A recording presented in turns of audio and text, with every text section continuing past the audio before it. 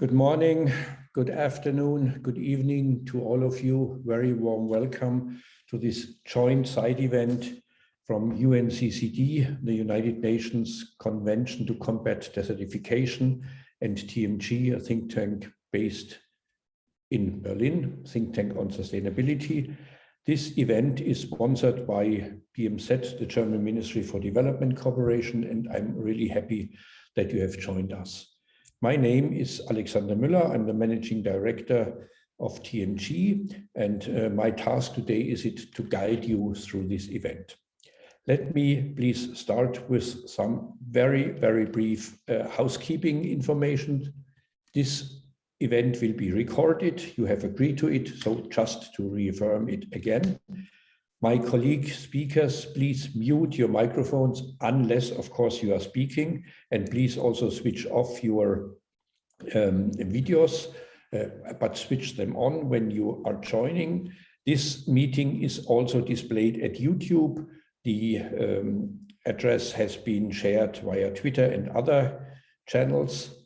We have interpretation in English, French, and Spanish. If you go to the bottom of your screen, you see Dolmetschen. That's the German word for interpretation. And if you click on it, you can select the language, original, or you can select English, French, or Spanish, and then you will hear our interpreters. Thanks to the interpreters. We have also made preparations that we can interact. There is the chat function. The chat function, please use it only if you have technical problems. And we have something called F&A, that's again German, Fragen und Antworten. It's Q&A, questions and answers. If you click on it, you can raise your questions and we will answer them. We have taken care so that we can answer it. Let me briefly take you through the agenda. I'm very happy that our first agenda item is the opening keynote address by Andrea Mesa Murillo, Deputy Executive Secretary of UNCCD. I'm going to introduce you later. Thanks for the great collaboration and for taking the time to join us. And then we are getting a joint statement on global agreements to advance legitimate tenure rights for land degradation neutrality from our friends and colleagues from UNCCD, Miriam Medel-Garcia, and then she will be joined by Li Lingfeng, the Director of Land and Water Division of FAO, and they present their joint work. Afterwards, I'm happy to hand over to my colleague, Jess Weigelt. He is moderating a panel to take stock of progress on implementing UNCCD Land Tenure Discussions with Violet Chivutse, Alastair Alinsato, Marioldi Sanchez Sandivanes, moderated by Jess Weigelt, and I will hand over to him. And then we are going to a debate on charting the way forward. Femor Karen Cosmoto, Ecosystem Restoration Promise from UNDP, Jean-Marc Sinam Sami from GEF, and Kekasan Basu, the founder and president of Green Hope Foundation. And then at the end of this, I'm going to try to draw some conclusions. We will have two opportunities for interaction during and at the end of the panel moderated by my friend Yes, and also when we are presenting charting the way forward, you are able to raise your questions and we will find a way to answer them. So again, warm welcome, happy to have you here. Let me briefly, in 2 minutes, introduce why we are organizing this session. The world has come to a global agreement that land degradation neutrality is necessary, that we have to increase efforts for restoration. There is the decade on ecosystem restoration. There are many efforts underway. We have the LDN focal points at the country level. So a lot of preparatory work has been done. What we want to do today is to demonstrate how it can be done. And this is, when we look at the sustainability agenda of the world, from my perspective, the most important question. We have the targets, we have the agreements, we have the organizations, but how are we going to do it? And today, we are not going to do theoretical discussions. We want to present the good examples of 4 countries, how they have done it. We would like to present how UNCCD has prepared its governance for it with the two hallmark decisions at the last two COPs in New Delhi and Abidjan. And we would like to highlight the importance of working together in order to make people and their rights agents of transformation. This is what we want to present and achieve in 1.5 hours. It sounds ambitious, it is ambitious, but I think this is exactly what we need.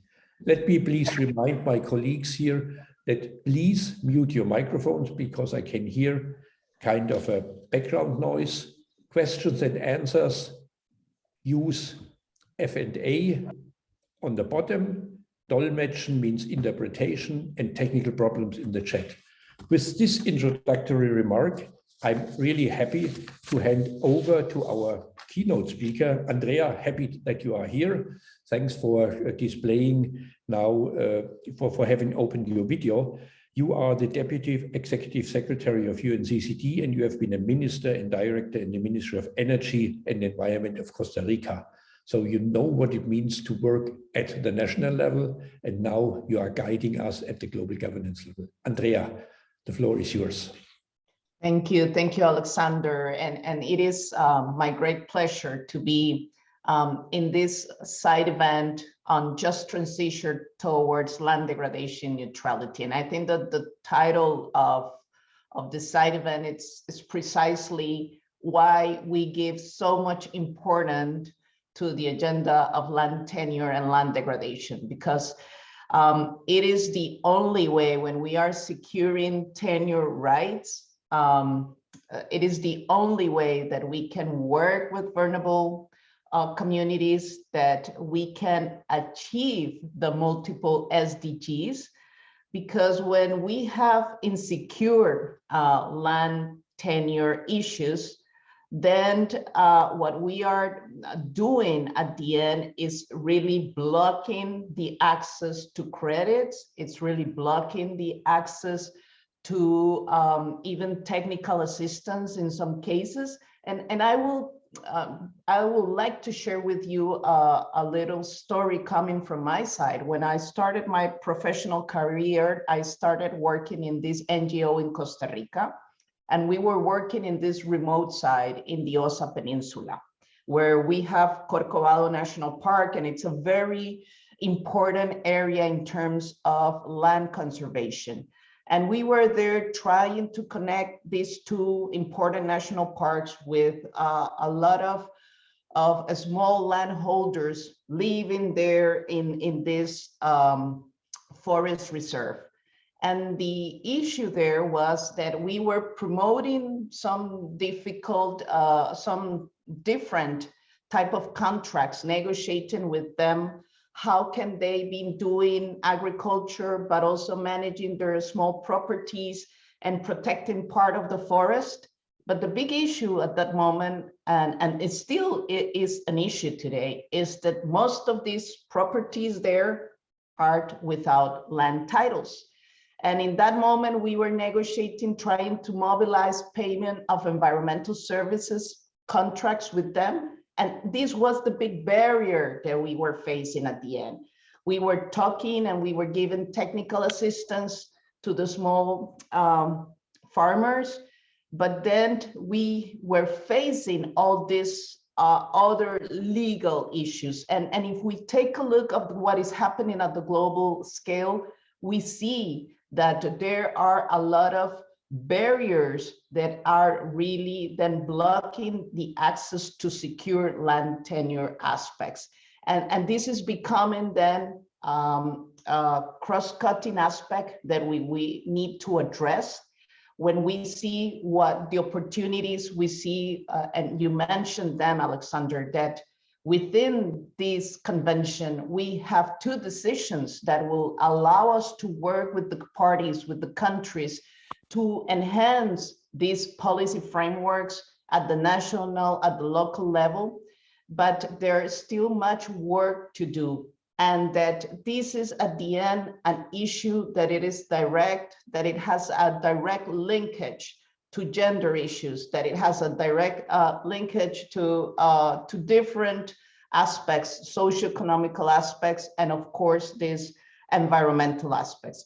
So at the end, this is why from UNCCD, we are so committed to this agenda. This is why we're working with partners as FAO to develop these guidelines to see how can we implement in the field some specific arrangements to address this land tenure issue. It's a huge opportunity, and it is just a big aspect that we need to address if we really want to be effective to achieve all the different SDGs.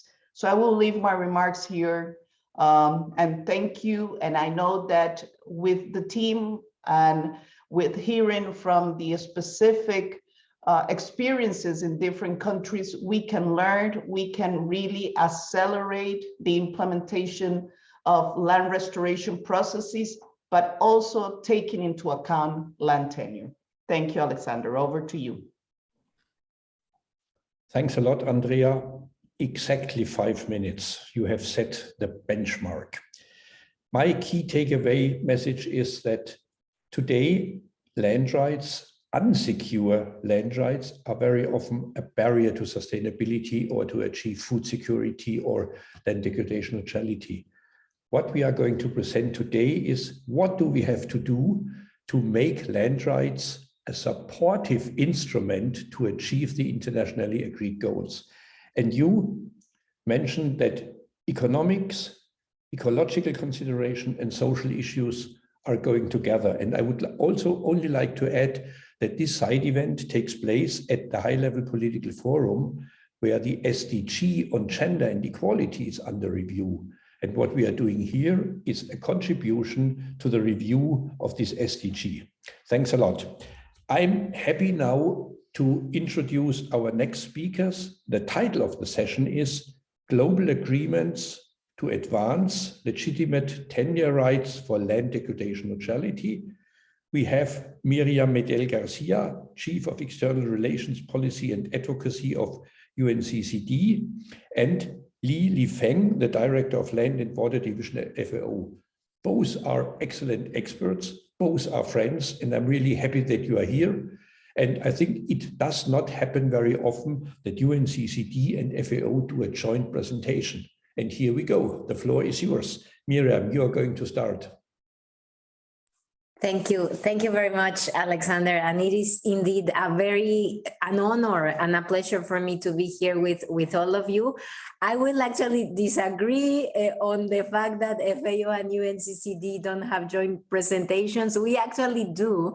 And we have many issues that link us together, us being the Secretariat of a convention, but then FAO being this amazing and very far-reaching implementing agency on the ground that has the contacts on the ground with the parties. And so we have many, many work streams together. However, I would say probably one of the most prominent ones has been the land tenure one and the development of the technical guide on the integration of the Vgdt into LDN that I'm going to describe now. And I mean, it's like a lot of acronyms, but actually, well, hopefully this will be a useful session for everyone in understanding the importance of these acronyms for the lives of people around the world. So what I will do is just provide you a little bit of context on how the issue gained prominence in our process, in the UNCCD process. And then my colleagues from FAO, specifically Li Feng, will give a more detailed presentation on the technical guide, its scope, target audience, key consideration, and implementation approaches. So we are talking from the UNCCD perspective, we're talking about land degradation neutrality, or what we call LDN. And people who are familiar with the climate change context, for example, I mean, it's kind of our carbon neutral, but applied to the, I mean, this is a very, very rough simile, but it applied to the land. So what are we trying to achieve? We're trying to achieve the land, the amount of land that we are degrading inevitably due to human activity, agriculture, etc., etc., equals is not more than the land that we are restoring, conserving, preserving. So achieving LDN is an ambitious target of the Sustainable Development Goals, the ones that the goal 15 specifically, land on life, that is being examined by the high-level political forum these weeks. And the UNCCD is the custodian of this target 15.3 for SDG 15. There are now, we are very happy, there are over 130 countries pursuing voluntary land degradation neutrality targets with the support of the UNCCD and partners as FAO. And for us, LDN represents a holistic approach to improving the amount and quality of land resources over soil, over water, over biodiversity to support ecosystems, functions, and services which are necessary for life on this planet and specifically for human life. Now, why are we bringing land tenure into the conversation around land degradation neutrality? We actually have scientific evidence for that. We have a body, the Science Policy Interface, which published a report on responsible land governance as a critical enabling factor for improving land management and incentivizing land restoration. And it speaks a bit to what Andrea was saying from her personal experience. If you do not have secure tenure rights, then the restoration projects probably will not be as successful as expected.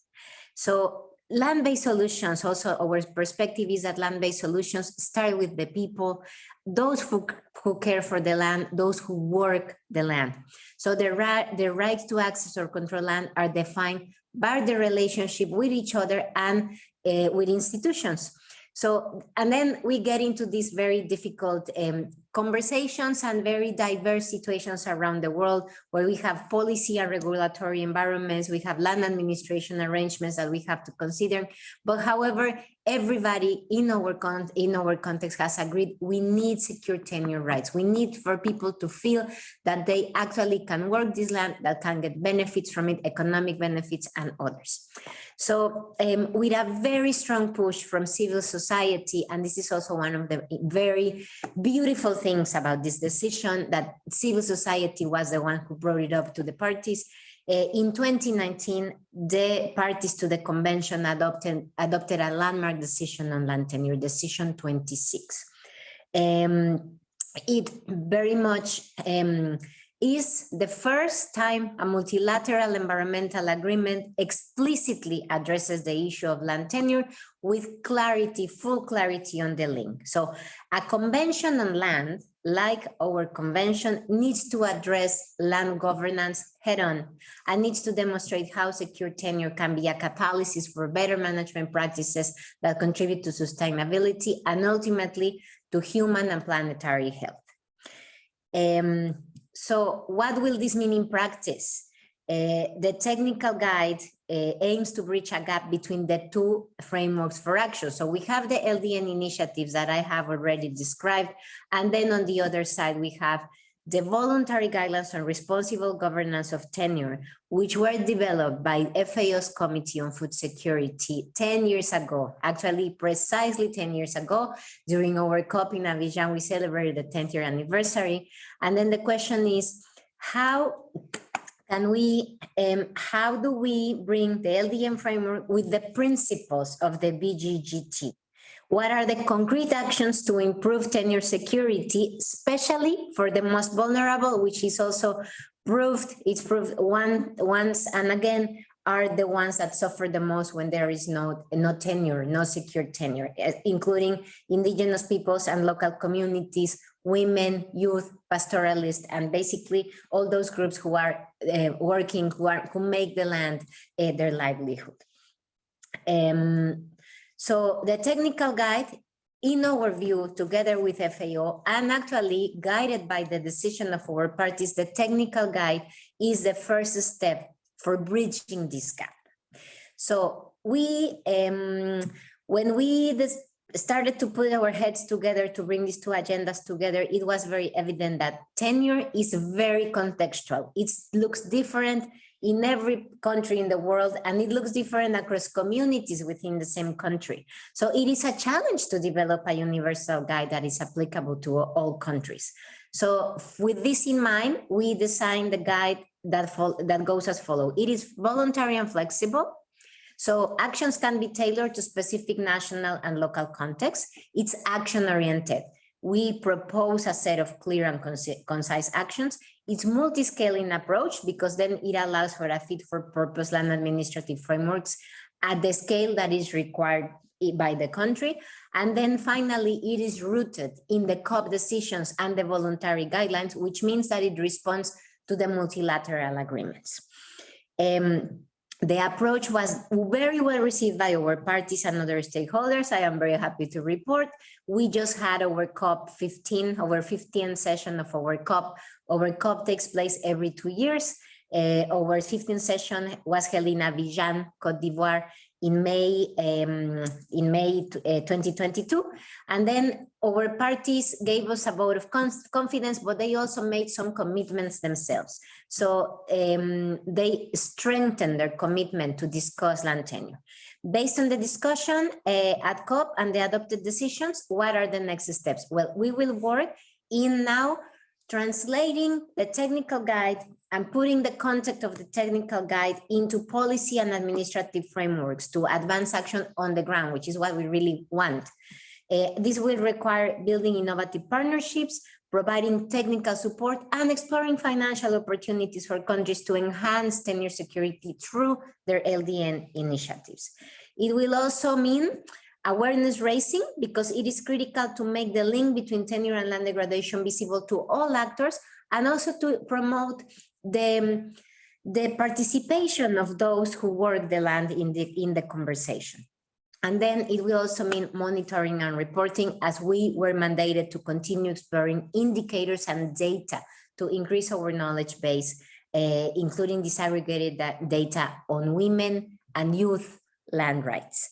So I will stop here with I hope I had provided a good overview on where we're coming from, what's the aim of the technical guide, and then also describe a little bit the homework and the road that we have ahead of us to implement the new COP decision, the COP 15 decision 27 on land tenure. I leave it up to Li Feng, and I'm here to respond to any questions that you may have afterwards. Thank you very much.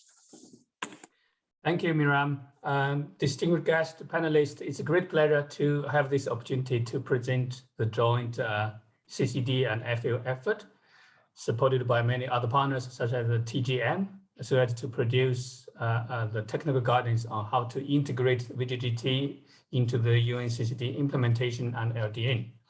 Well, Miriam already talked about where it comes from and where we are going forward. And this technical guide is really a comprehensive entry point that provides an overview of the possible actions to be taken to address the multiple challenges related to land tenure and related to degradation drivers. The intention of this guide is to be practical and addressing how to integrate the Vgdt and LTN at the national and local levels, build upon existing Vgdt technical guidance and other relevant publications.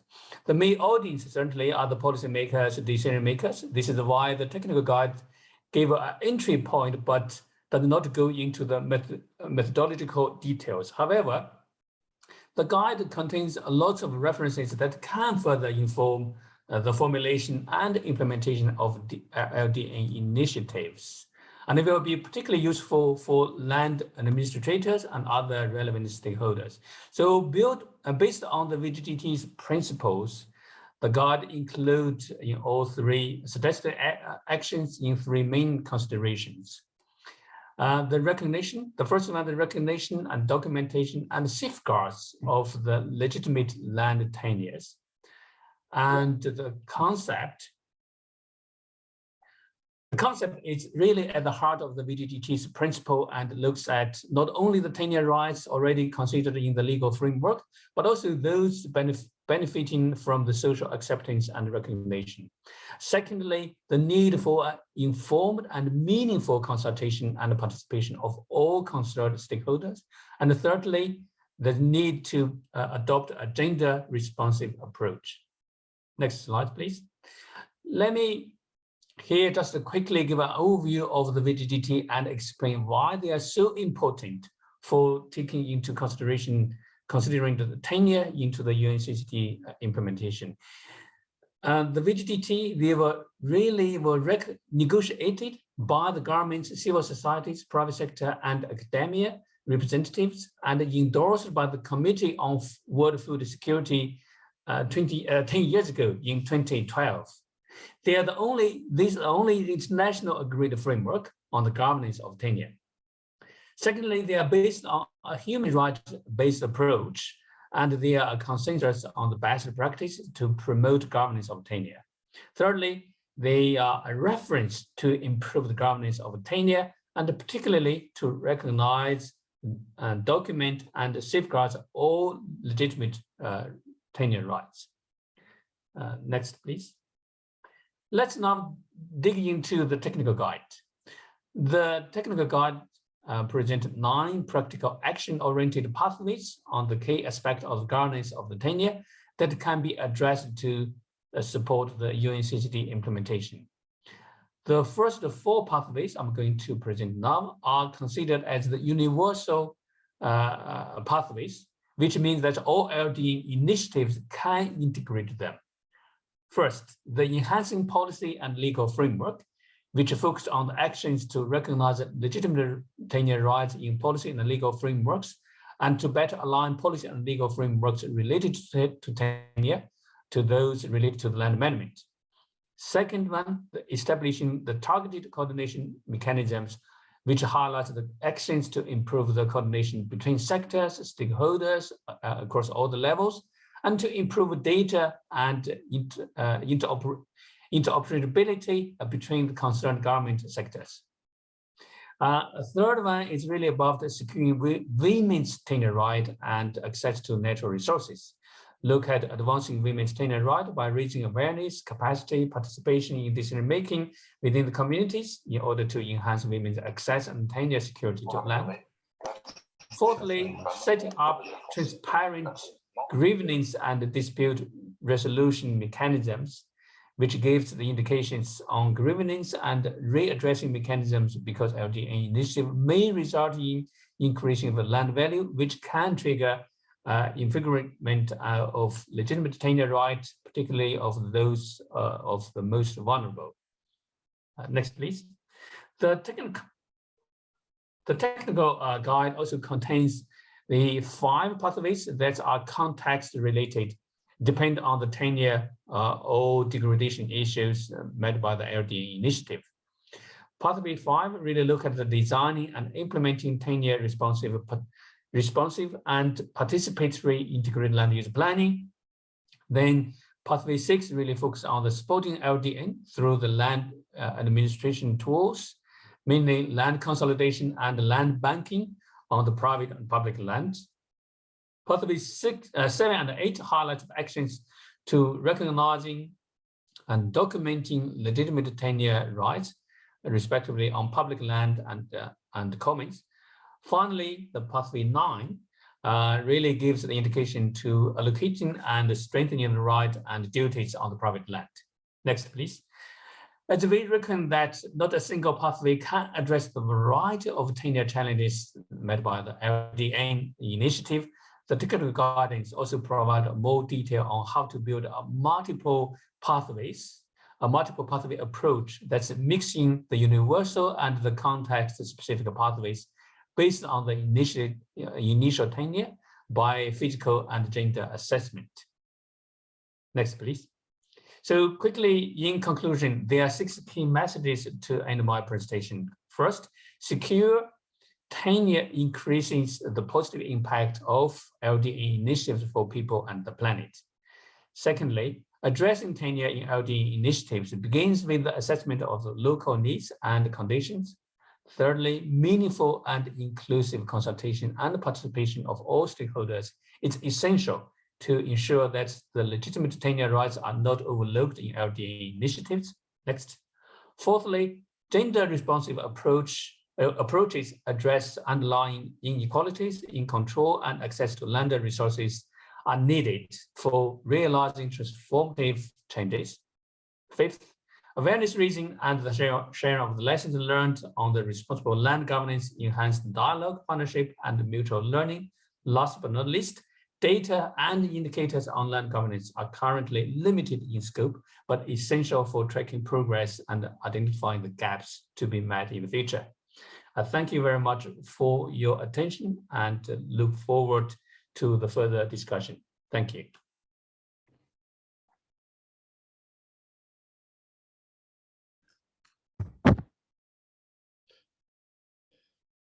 Thanks a lot to UNCCD and FAO, to Miriam and Li Feng. Always a pleasure listening to you.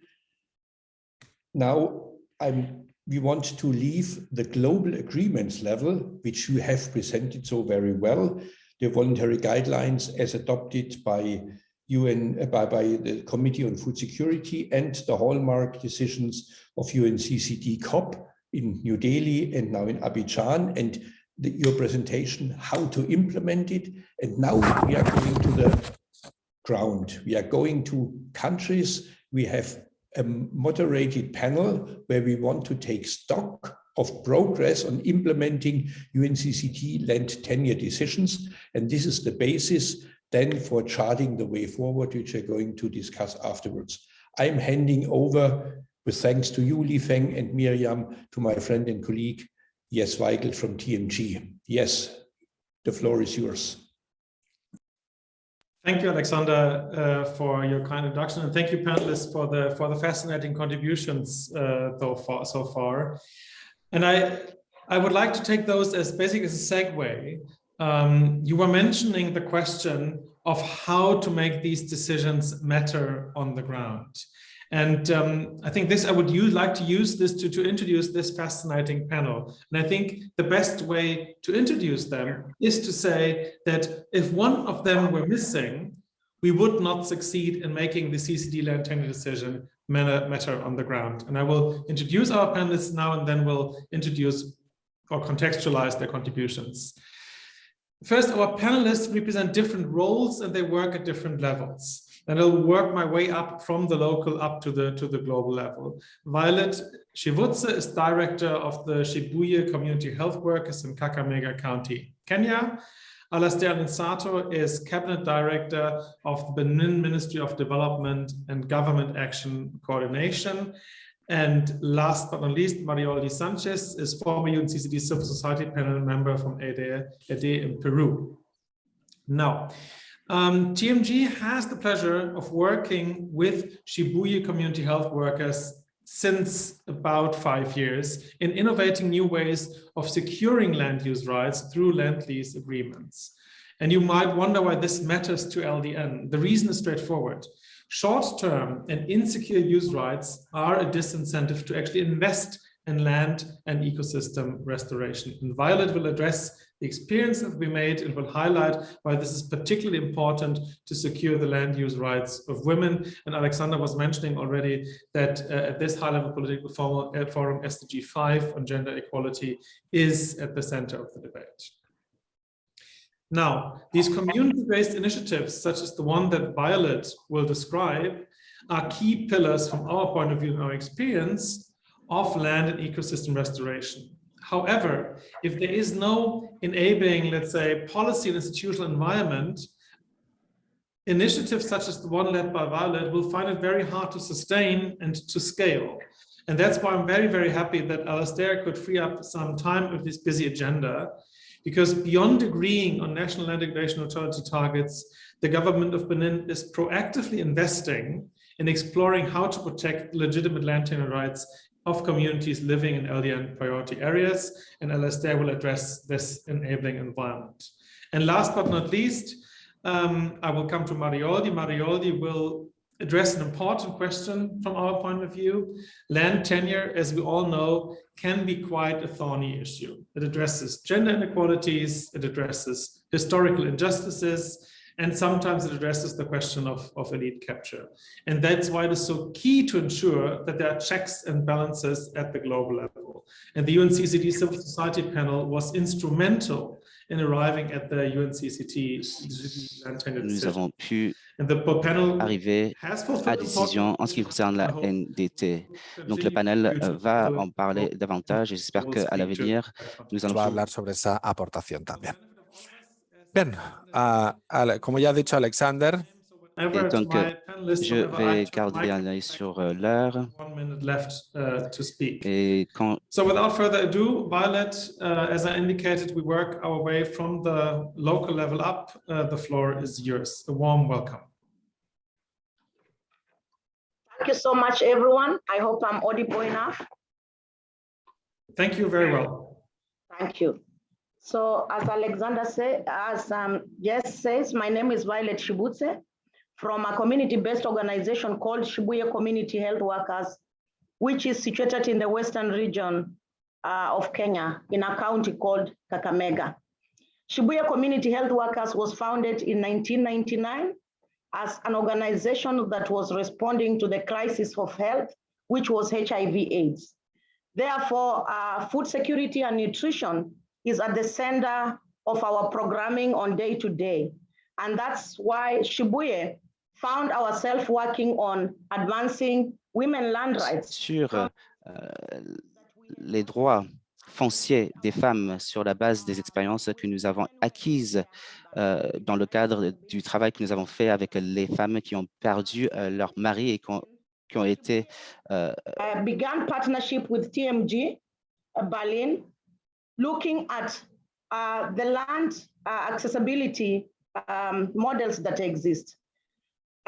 In Kenya, the most ways that we have been advancing on accessibility to land has been inheriting land or purchasing of land, which are not very cost-friendly for women, and they also have very long procedures that most women and youth cannot be able to follow and access land to advance their activities in agriculture. Therefore, land leasing was one of the easiest way that women and youth could access land in a more quicker way, which was also cost-friendly. However, it was challenged with so many conflicts, and also it was not streamlined by the government or any institution. So people were leasing land just like from mutual understanding between verbally, and in most cases, this brought many conflicts that even some of them brought death and family separation and many others, including increasing poverty, because some men were leasing land without even their spouses being aware or their wives being aware. So we began with doing community consultation meetings in 2 wards. We began with a ward called Isuha Central, where we did consultations with the assistant chiefs, key stakeholders, to see how relevant streamlining land lease is, and if people think it was important. And everyone was saying this should have come yesterday. So we began from this process of conducting consultations, awareness from stakeholders and to stakeholders. And then we agreed to form drafting committees, which were put at the lowest level, which we call sub-location.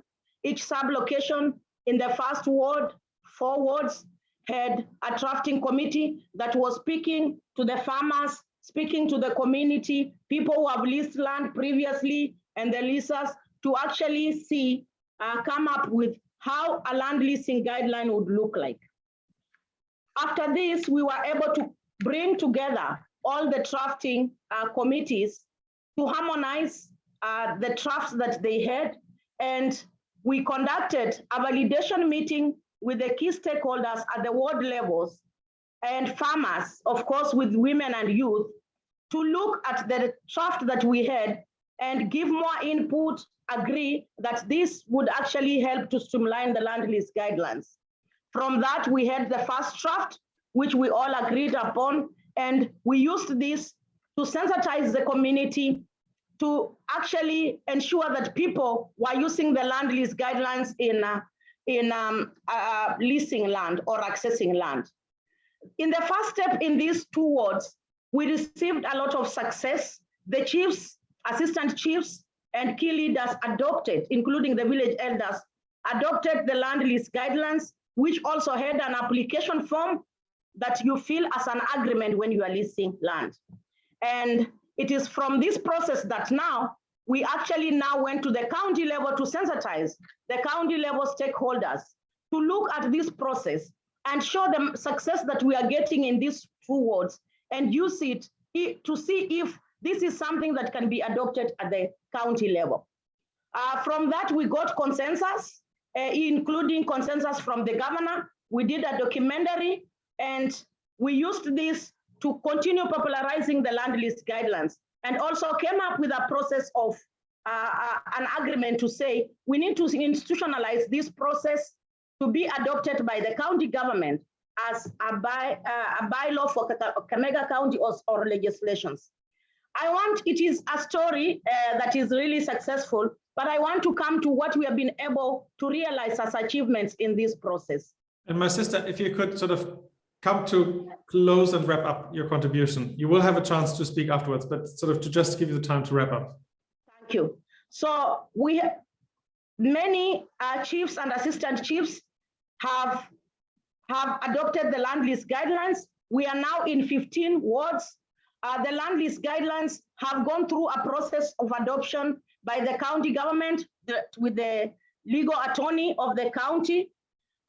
Many women and youth have been able to access land for agriculture, especially many women, of course, have really been able, and women are participating in land conservation activities that communities are doing, including accessibility to farm inputs. We conducted a monitoring and evaluation process that actually really brought to light how the land lease guidelines have worked effectively for Kakamega County in the wards where we began, and even in other wards where we haven't done this streamlining. The chiefs and assistant chiefs are adopting the application form because it's really working well for them. Thank you. Thank you, Violet. Thank you really for this contribution. In the second round, I would ask if you could maybe then speak about the impact on the land use guidelines had on soil rehabilitation, but we keep this for the second round. I will do something that I would normally not do, which is skip one speaker, but not because I'm not interested in his contribution, but he has encountering technical issues. So that's why I'm wondering, Marioldi, do you already feel like making your contribution because we have lost Alastair for a minute? Yes, it's okay. Okay, thank you, Marioldi, for your flexibility, and the floor is yours. And I will try to at least intrusive way possible remind you of the time. So thank you. Yes, please. Thank you. Well, it's a pleasure to participate in this panel. Thank you for the invitation. I would like to start by saying that the hallmark decision on land tenure that was promoted by the UNCCD CSO panel has indeed contributed significantly to a greater recognition by state and non-state actors of the importance of ensuring rights to equal use and ownership of land in countries' efforts towards LDN. And this has also given greater support to the actions that civil society organizations have been developing for several years, with the purpose of strengthening land tenure security for populations that are in conditions of vulnerability. I might say that one of the major challenges to move ahead with the implementation of land tenure decisions is for governments to engage effectively with populations in situations of vulnerability, so as to ensure that their rights and interests are secured in policy discussions relevant to the governance of use of the land. And we believe CSOs can play and are playing a relevant role in supporting this engagement because of the close relationship that CSOs have with these populations, the interaction, the collective learning initiatives that we have with indigenous peoples, rural communities, women and youth.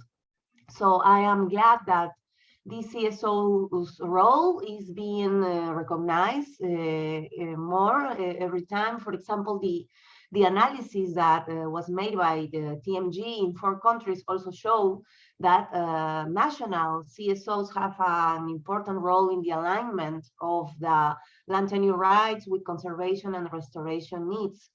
So partnership between governments and CSOs is a powerful strategy for the implementation of the land tenure decisions. This has also been recognized recently in COP15.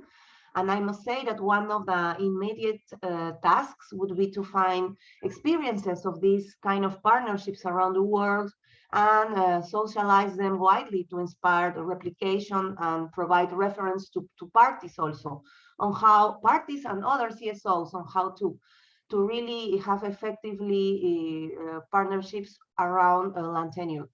Also, I would like to highlight the importance of legitimate representation and participation of communities, women, and youth in the definition of policies and measures related to land in order to protect their land rights. And I'm saying this because in many countries, there are no appropriate mechanisms for the population to elect their representatives in such a way that they are effectively represent a great diversity of the perspectives and interests. And this is more relevant in countries like mine, Peru, that are culturally diverse. So this is a big challenge. And on the other hand, ensuring access to the participation of these populations in land governance platforms is not the only priority, because many of them also require support to strengthen their capacity so that they not only participate, but also interact equitably with the other actors for negotiations and agreements. So on this regard, there are also a lot of examples of capacity building and organizational strengthening for a fair and equitable land governance in different parts of the world. I can share what my organization, AIDER, is doing in Peru. We are a Peruvian CSOs. We are supporting indigenous peoples in the Peruvian Amazon for enhancing their land tenure security. Indigenous lands are currently very threatened by illegal activities, particularly illegal crops. So we are currently supporting capacity building of indigenous men and women of these 7 communities to be the direct promoters of its own proposal for the integrated management of their land forests. So this way they will be more effective in communicating the perspective and interests of their communities to their indigenous organizations that represent them at the subnational and national level. And I think I'm running out of time, so maybe I would like to finalize with 2 recommendations that CSOs made during the COP15 regarding implementation of land tenure decisions. The first one is to increase efforts to raise awareness on the COP decisions and on the technical guide. I think this has been also mentioned before. It's important at national and subnational level, working under an intersectoral approach and engaging non-stakeholders. Also the translation to the technical guide into local languages. And the second and the final one is to visualize the synergies related to land tenure in the different tools and initiatives within the UNCCD and the SDGs in order to increase efficiency and ensure coherence. Thanks for the opportunity to share. Thanks, Jess. Thank you, Marioldi. This was concise and very much to the point. May I ask if Bruno, do I read the list of participants correctly that Alistair has not yet managed to join again? This is correct. Okay, well then I have a question. Thank you, Bruno. To you, Violet, first. And I indicated already, you mentioned the monitoring that you did in Kakamega County on the impact of the land lease guidelines. Could you maybe expand a bit on the question of how the use of the land lease guidelines is related to better soil management practices?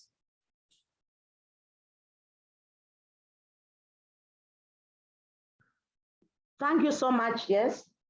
Yeah, when we did monitoring and evaluation on how the land lease guidelines has advanced many activities, including contribution to sustainable land use and management, we were actually able to find that where most women have not been participating in sustainable land use management activities like soil rehabilitation, because when you don't have land, you cannot actually be able to engage in these activities, because most families give a piece of land where you till this year and then next year they tell you to shift to another place. And because of consistency, where women lease land like for 3 years, they were able to do activities like terracing, mulching, organic farming, activities that really was looking at how to increase production, but also advance soil management and rehabilitation. We even looked at the land that had been degraded and was just there in the community that was not being used. When women leased this land as a group in one area called Ilesi, they were able to rehabilitate this land and be able to make it a productive land for agriculture. We also looked at issues of soil and water conservation, where people who lease land that is in a slopey area, how they were misusing this land and there was a lot of erosion. But women partnered with organizations that were doing sustainable land use, soil rehabilitation and management, and did crop slope barriers, vegetative crop slope barriers that were also feeding their animals. Some of these crop slope barriers like vetiver, like desmodium, to feed their animals, but at the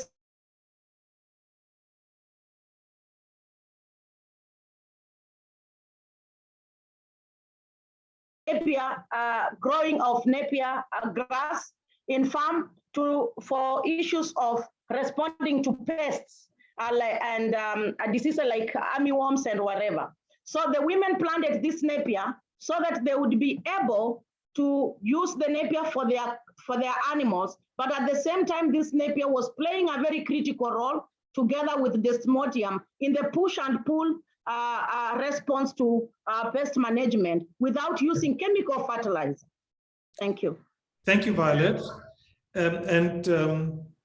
While Alastair is still busy trying to resolve his technical matters, Marioldi, I would like to turn to you. If I've understood you correctly, you basically said, and please expand on it if I did, by giving the rights to the communities that you work with, the communities are then in the position to experiment and pilot those restoration and management technologies that are adapted to their lifestyle, so that actually the link between livelihood needs and restoration is being achieved. Did I understand you correctly there? That's me, yes. Sorry, Violet, I was directing the question towards Marioldi. Okay, thank you. Yes, exactly. Well, actually, the experience, particularly the one that we are promoting in Peru, in the case of indigenous peoples, yes, they are now facing threats of the invasion of their lands, for example. So it's not only when we think about land tenure, security is not only related, for example, for the access or the recognition of the rights of the access and the use of the land and the resources, but also it's about the security in time, the sustainability of that access. So in the case of indigenous peoples in Peru, they have a recognition, formal recognition of their lands, and they are actually engaged in different platforms. But in the practice, it's very hard, and they continue struggling for the security and the respect of these rights that are already granted. So it's important to provide them the capacity to be to really be the one that can engage directly in the platforms to bring their own perspectives to the government, to the decision makers. And what I was referring also with legitimate participation is that sometimes, because there is a wide diversity of experiences, of realities, sometimes it's very hard, and you may think that representation is there, but in reality it's not covering all the diversity of interests and of challenges. So Yes, it's important when you provide the tools and the capacities to the community-based initiatives to be the ones that could really engage and engage through the existent platforms and organizations that already exist to advocate and to really make their voices heard. That's what I was referring when talking about the recognition of and the legitimate participation. I don't know if that's what. Perfect. No, that's and in fact sort of what we were honored to be able to contribute to the technical guide that CCD and FAO have developed. And in fact, one of the key elements that we have elaborated on in the technical guide is basically that what is legitimacy in the respective countries is not yet really defined, and which is really a big stepping stone, if I understand you correctly, in a culturally very diverse setting. Defining what is a legitimate land right is an effort that really requests a lot of input, for example, civil society organizations to actually make those voices being heard. And I think this is also what one of our listeners is asking, and she is asking what is necessary to, let's say, systematically implement such processes that you have been describing. Also the question then to Violet, but I would like to begin with you, Marioldi. What do you think would be necessary if the process that you've undergone with your colleagues in the seven communities, what would be necessary to scale such an approach?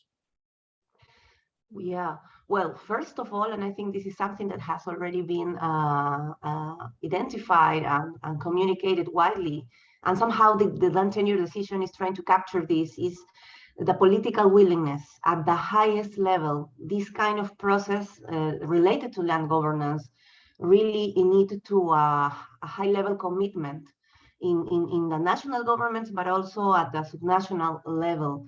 So I'm saying this because this kind of efforts will require of long-term commitment and also of investment of resources. And this is one of the reasons why sometimes the platforms are not achieving the goals, because you really need to invest in making these kind of platforms really work effectively. Meaning, for example, if you really want effective participation of this variety of diversity of groups, you need really to prepare them. You really need to build capacities, to organize. And this sometimes is for some people, it's like expensive. It needs a lot of resources and time. It's time consuming, and sometimes the expertise or the presence of government, it's not in the ground, right? To really organize the action and build capacities. So I will say this is the 2-3 main things: the political commitment and also the willingness to invest in making this work effectively. Thank you, Marioldi. Violet, I would like to forward the same question by our listener to you. From your point of view, what is needed to actually this very intensive process of consultation, and what is needed from your point of view to actually scale these initiatives up? Yeah, thank you so much. I think when you listen to my presentation, what is coming out strongly is the participation of community and the kind of partnership that we were able to work together with TMG to put community at the forefront of planning and designing of the program. I think that gives this program a mileage, because when communities are leading, then they are able to put this in their own context on how they live and who is, like, if we use the spirit of SDG, who is being left behind. They are able to define that in a more clear way. So I think to advance this, we need to actually borrow a leaf from this exercise on the importance of putting communities to the forefront. My friend has just spoken about capacity building. What kind of capacity building are we talking about? It is not just we are going to train. I didn't mention anywhere where we are saying TMG came to train Shibuya. No, but we work together, learning from each other, and even involvement of government, where we are learning from each other and progressing every day, and even using the pilot programs as a basis of learning, recording successes, and being able to advance. So I think for me, I would actually say that That is the most important thing, and also the political will, which has been mentioned here. And one thing that I also have learned from this is we do not just want to leave these very good initiatives there. We actually promote them, are continuing to pursue, to promote them to become policy. Once they become policy that has been developed by the people, a process that began by the people, then there is ownership. And even the policies that are usually formed and are lying on the shelves in offices, this is not an example of one, because the people are already using it. And there is already participation of the community to ensure the policy is going to work. Thank you. Thank you, Violet, and thank you, Marioldi. And I apologize to our viewers and participants that Alastair has until now, unfortunately, not yet managed to join back online. So, Alexander, I would like to hand back over to you. Thanking you, Marioldi and Violet, for your interesting contribution. Thank you very much. Thank you. Bye. Thanks a lot. Yes, Marioli and Violet. What we have seen and what we have listened to was the experience of how to implement UNCCD land tenure decisions on the ground. Violet informing us about the process she has made, and thanks a lot, Violet, for great collaboration on the ground with her women's health group in ensuring land rights as a precondition to really work on LDN.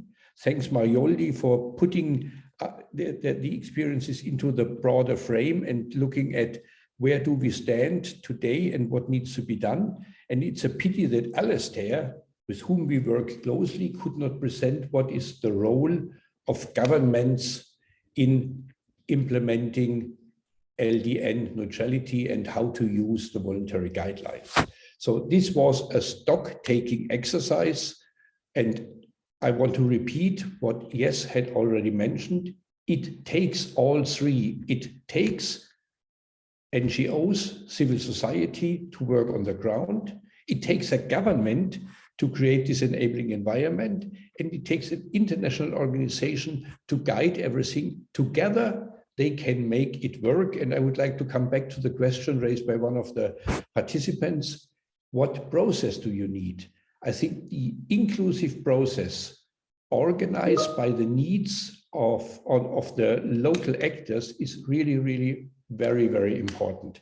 So setting up an adequate, appropriate process, working in a transparent way and applying the principles of the Vgdt is absolutely important.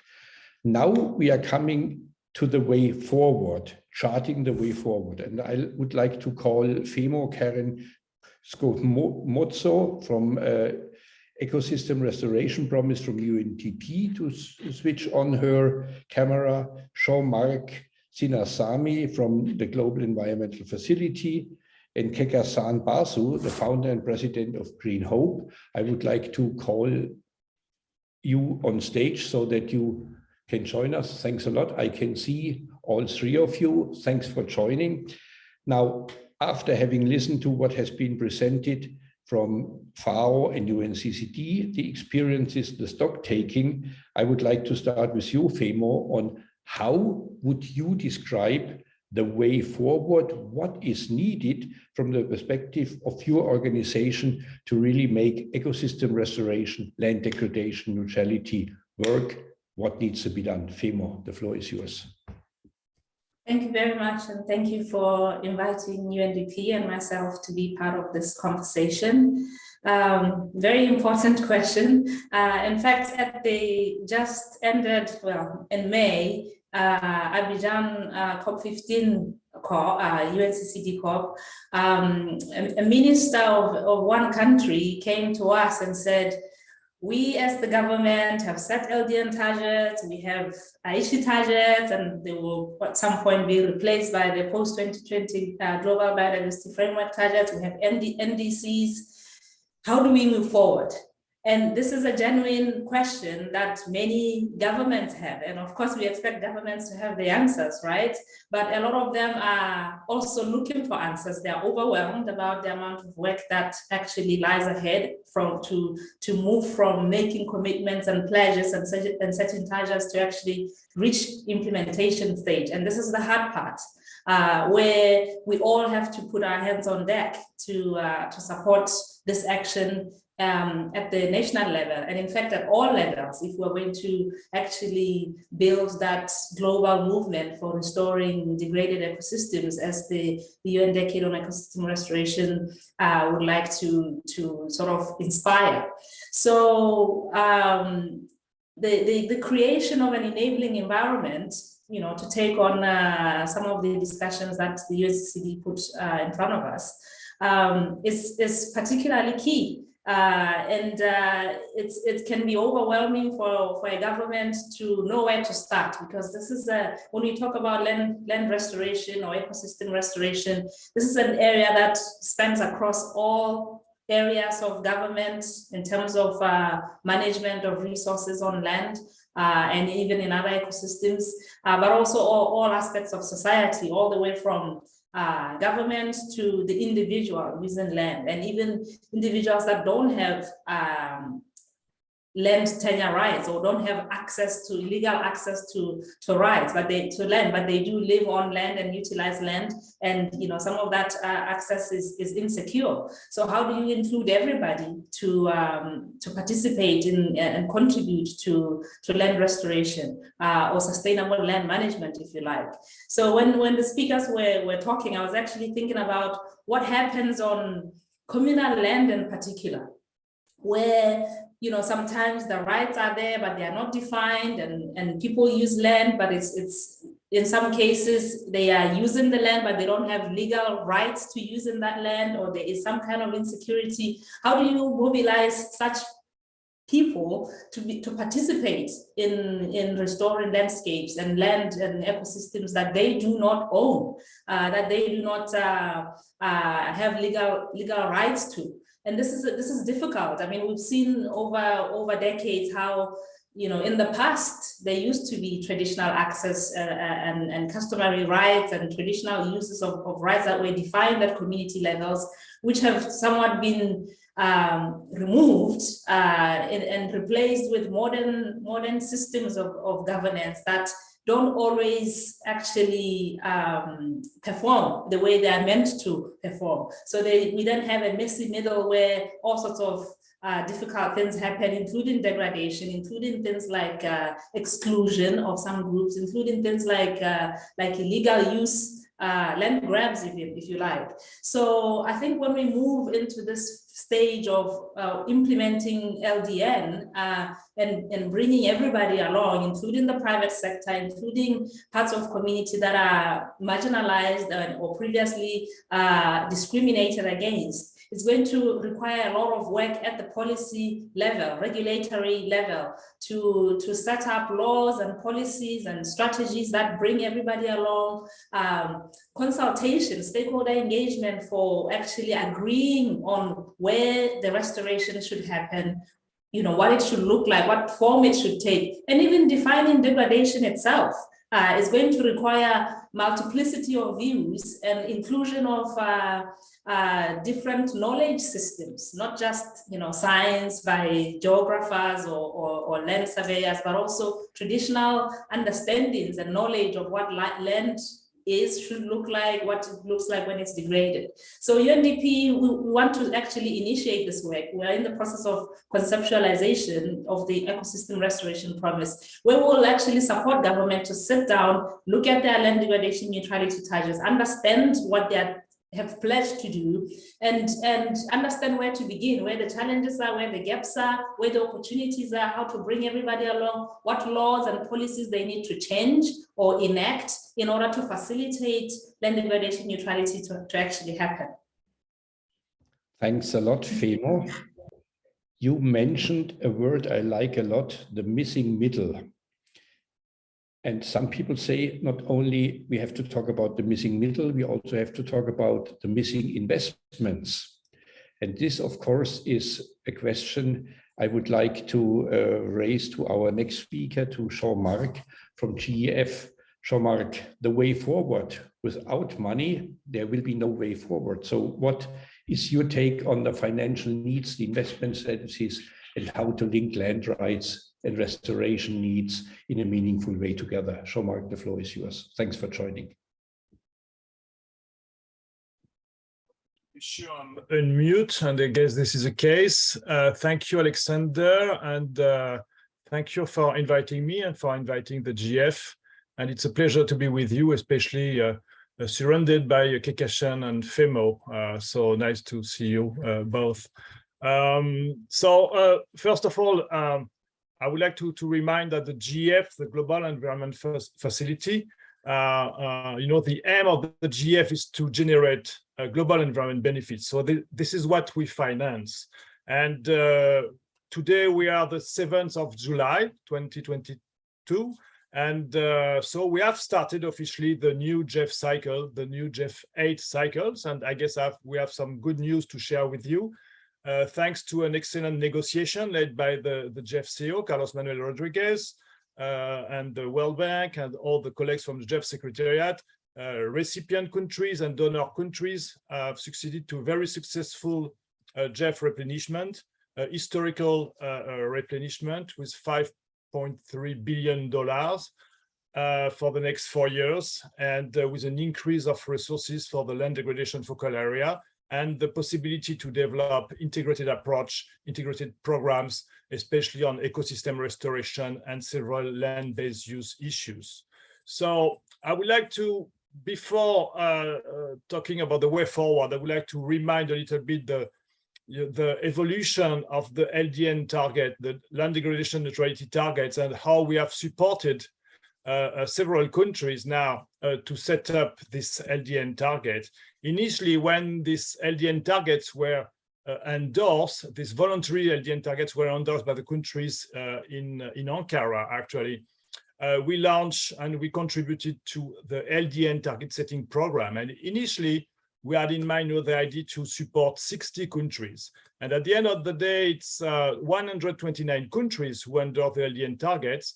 And right now, I guess it's a little bit more than 100 countries who have defined their targets. So it was a very good signal for us to see that the countries, were interested and endorse these LDN targets. But defining the LDN target is one point, and it can be a scientific or technical exercise. But the next step is to really find the right level of endorsement in the country, the right political levels. There is one point that is very clear in all the agendas we are supporting, biodiversity, climate change, land degradation, and others, is that we need to address the institutional failures that is leading us to environmental catastrophe. So we need to get out from a sectoral approach. We need to find the ways to have the environmental sectors and agriculture and infrastructure and transport working together in different ways. So the level of the political endorsement of the LDN target is really a very important point. And then we need to find the right way to attach, if I can say like that, to attach or to mainstream or to integrate the LDN targets to operational instrument in the countries at national, at provincial, or at local levels. So I guess the LDN targets, setting up the LDN targets have been one step. There are other steps ahead, the political endorsement, and also all the aspects, to store the information, to monitor the information, to connect this information to different financing and planning mechanism. But I guess the good point is that the LDN targets represent a very powerful system and very convincing system, not only for the countries who are going to set up or who are going to endorse these LDN targets, but also for all the donors, all the partners who want to help the countries actually to do better on the ground with local communities, with indigenous people. So I guess in the good news for GEF 8 is that LDN targets is really at the LDN targets are really at the center of the LDN, of the land degradation focal area. It's going to be possible to use the LDN targets under several integrated approaches, and we need now to improve actually this LDN targets. I guess our colleagues from FAO mentioned the guidelines on voluntary land tenure, and we have already financed some countries like DRC to test this kind of approach. We have supported other countries like the Gambia or Madagascar, actually, to develop a local approach with LDN targets. So I guess there is a lot of examples we are going to try to scale up during the next GEF8 exercise. Thank you very much. Thanks a lot, Jean-Marc. So we have come now a long way. We have discussed the overarching governance of land tenure, voluntary guidelines, the decisions of UNCCD. We have received information from what happened on the ground, how to do it. We have listened to two speakers making excellent presentations on the way forward. And now, last but absolutely not least, we are coming to Kekasan Basu, founder of Green Hope, a global social innovation enterprise that works to empower young people. And the question of empowerment and the role of women in sustainable development and how to involve social innovation in the whole process. We are very interested on your take on the way forward. The floor is yours. Thanks for joining us. Thank you so much, Alexander, and good morning, everyone from New York. I'm joining you from inside the United Nations. I'm here in person at the HLPF, and I am really, really delighted to be here today and share this virtual space with all of you. So I really feel that this year's HLPF is being held at an opportune moment because our world is now slowly and steadily emerging from the greatest crisis in living memory. And we all know how the pandemic has really pushed back progress on all fronts, and with the disadvantaged and the vulnerable even more so. So for me, as a UNCCD land hero who's been working with communities on the front line of land degradation for more than a decade now, I've witnessed firsthand the devastating impacts of the pandemic on rural communities, especially in LDCs, where restoration efforts were completely absent since the advent of COVID-19 for more than 2 years now. So it was really left completely to non-state actors like us, Green Hope Foundation, to initiate remedial restoration efforts in the face of tremendous adversity to really build resilience amongst these communities. So based on our lived experiences, I would strongly present the case for leveraging innovation, especially those that harness clean energy as a mechanism for restoring degraded ecosystems while simultaneously building expertise amongst resident communities that really depend on them for their livelihoods. So agrivoltaics is one such innovative solution that we've implemented successfully across several villages in rural Bangladesh and India to rebuild the socioeconomic conditions of thousands of farming families whose lands were devastated by drought, and the pandemic literally sounded the death knell for many of them. So with many of the families also resorting to even selling their girls into an early marriage just to survive. So working in close collaboration with the local communities, we implemented agrivoltaics for the first time, especially in Bangladesh and in LDC. So it's a disruptive high-tech solution that's prevalent in some Western developed nations, but not so much or at all in the global South. And it incorporates the dual use of land for both agriculture and for energy, thereby relieving pressure on ecosystems and biodiversity, which resulted in food security of a vulnerable population through a net zero circular bioeconomy, and that then led to land degradation neutrality. So by leveraging this technology, we were able to effectively overcome the competition for land use through the creation of synergies between renewable energies and agriculture while promoting sustainable rural development and the protection of biodiversity, the land, and the ecosystem. So one of our project's key ingredients was the wholesome engagement of young people from within the community who became change makers to drive this transition of from traditional farming methods. And most of these rural communities have unfortunately remained isolated and are extremely suspicious of technology. So facilitating their adaptation requires special attention, and hence all policies of restoration must also take into account mechanisms that promote inclusivity of all stakeholders. So a top-down, one-size-fits-all solution is completely ineffective. And I really feel that charting the way forward must also focus explicitly on intersectional challenges of land tenure and gender equality, something that my fellow panelists have brought up already, which I think is really great. And this is highlighted in Article 4 of the UNCCD Land Tenure Decision 26 at COP 14, which literally speaks about why it's so important to take into account gender-sensitive measures to combat desertification and drought. So really, for me, especially as a young woman of color working on the front lines, my call is for urgent action. My call is for more spaces where voices from these communities can be heard so that our policies and actions can become more specific and more effective to address local challenges and really cut across the red tape and corruption that has been or bane so far. So this is something that we at Green Hope Foundation are doing, which is something I, as a UNCCD land hero, am doing. And I really hope that this call is for all stakeholders to really come together and address the intersectional challenges that face us right now as we try to move towards land degradation neutrality, because we simply do not have much time left. Thank you. Thanks a lot for this excellent intervention. What we will definitely take forward is your call for considering land right issues, land tenure, as an intersectional issue. It's cross-cutting. Of course, we need land tenure specialists. Of course, we need people working with sustainable land management, but it has to be embedded, and I will come back to it in my conclusions, in a cross-cutting way in UNCCD, but also in other areas and in other forums. Thanks a lot for it.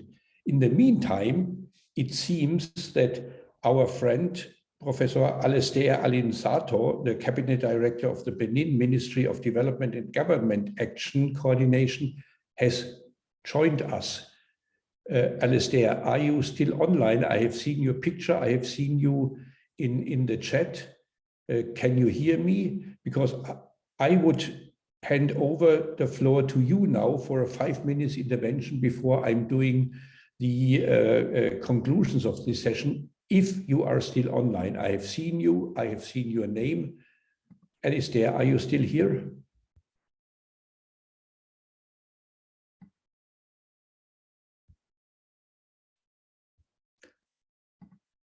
Apparently not. Apparently he was on and off.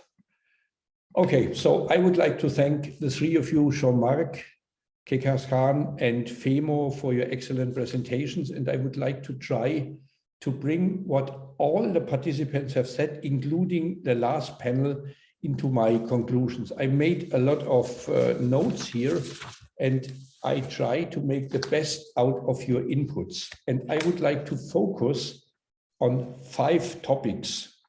The first one is the importance of governance.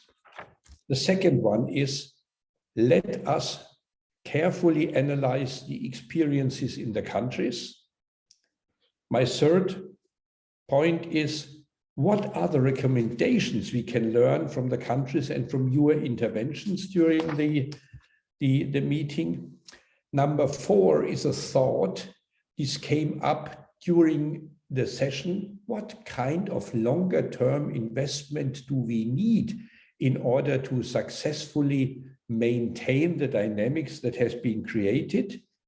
And number 5, building on what has just been mentioned, this land tenure decision of UNCCD has a huge relevance also for other Rio conventions. And I would like to briefly talk about it. So my 5 takeaway messages. Number 1, the importance of governance. We could see that there is a close linkage, if you do it right, between global governance and local action. The fact that CFS has adopted, after a 5 to 7 years process, the guidelines, the voluntary guidelines on good governance on access to land, and the 2 decisions of UNCCD get now mirrored by activities on the ground. I think that this global target setting had a huge impact on activities on the ground. And I will propose that also the activities on the ground will sooner or later lead to a review process of global governance decisions. Therefore, Vgdts, the two hallmark decisions of UNCCD, are a major step forward in advancing rights-based approaches to achieve the SDG target of land degradation neutrality, and it should play an important role in the review of SDG 5 on gender. First takeaway message. Second, we have heard from Violet, and I know what our colleague Alistair would have presented from Benin, how important it is that we have governments that are leading implementation of this decision on the ground. And we have, as TMG, worked together with governments of Benin, Kenya, Madagascar, and Malawi, and these governments are actively exploring how to protect the legitimate land rights of communities living in LTN priority areas. In close cooperation with local communities and other partners and financed by BMZ, the German Ministry for Development Cooperation, we have mapped previously undocumented legitimate tenure rights. Now someone might say, documenting legitimate tenure rights which have not been recognized before, what does this mean? We are building on the decision of the voluntary guidelines that recognize all legitimate tenure rights if they are documented or not. And what did we do together with partners on the ground to look who is living in an area that is called a land degradation priority area? What kind of rights do they have? And what can we do to safeguard the people's rights on legitimate tenure who live in and around priority areas? We do it in order to avoid conflicts, but also we would like to enable these people to become agents of transformation. Ecosystem restoration, land degradation neutrality needs people driving the agenda forward, and these are the people living on the ground. And very often these are the people, especially the women, who have land rights which have not been documented. And to this experience is also important to say that we have to create an enabling environment for land users to participate in land restoration. A decision in New York, let us restore degraded land, has to be translated into the reality of people every day working on the ground. And these are very often poor people. And therefore, we have to create an enabling environment so that they can actively participate and that we work for the better health of the planet, but also for better livelihoods of these people. This has to go hand in hand, and LDN and land rights is an important measure for it. These are the experiences. Now my takeaway message number 3, recommendation. Drawing on the analysis of what we have seen in the countries, I think we have the following recommendations. Before doing investments in LDN, it is vital to document the legitimate tenure rights of those people who live in the areas in which LDN investments will be made. Also, in order to enable these people. Second, women have less options than men to access land. Thanks, Violet, for telling the story. To access land and other natural resources, both inside LDN priority areas and also outside.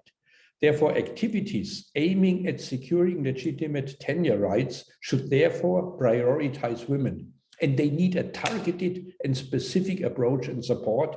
And this is also our recommendation for the review of SDG 5. Recommendation number 3, the inclusion of safeguards in current and future LDN policy and institutional frameworks to ensure that land degradation neutrality does not threaten the rights of people means that we have these safeguards to be included in local implementation arrangements. Maybe also, Jean-Marc, for Jeff, this could be a consideration to look at your financing. This is good that you are doing it, but what kind of safeguards do we need in order, especially for people with legitimate tenure rights whose rights sometimes are not documented, in order to participate in restoration efforts and to improve their livelihoods. My takeaway message number 4, and I have 1 more minute, it requires, I'm convinced, long-term investment to align legitimate land tenure rights with conservation and restoration needs. So far, we are hearing a lot about what kind of technical support has to be given, what kind of processes do we have to set up. But it also has to include an element of capacity building. Where can the lessons that we have learned, where can all the good ideas and experiences, but also the problems and the things that are not going very well, where can they be collected, and how can we support upscaling efforts in the implementation of the land tenure decision by UNCCD COP? I think a deeper analysis to better understand the capacity building needs, the support needs, and the preconditions of upscaling is needed. So it also would involve investment in social innovation and in capacity building. And last but not least, land is the basis of all 3 Rio Conventions. There is no way that UNFCCC can achieve its targets without looking at land. There's no way that UNCCD, next COP in December, can achieve their targets without looking at land.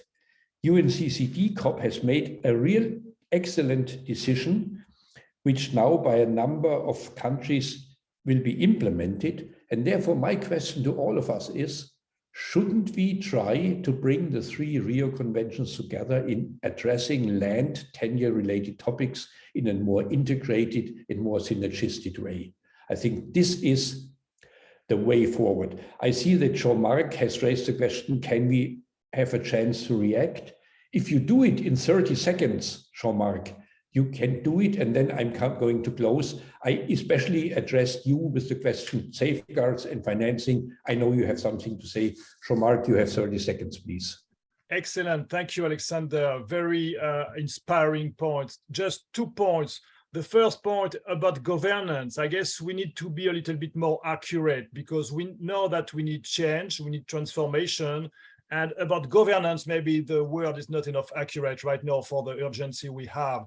And I guess we need to talk about institutional change because we know that we need to have the different sectors, getting out from the silo approach and working together. Costa Rica is a good example when they transform the countries, increasing the level of development and improving, actually the change in institutional framework at local level. And second, believe me, and FEMO and colleagues from FAO can testimony that the level of safeguard of the GF is very high, but further and beyond the level of safeguard, I'm more interested when I'm reviewing project to see gender issues, indigenous people issues, local communities issue, integrated in the result framework. This is the way to go, and this is the way for simplification without reducing the ambition. Thank you very much.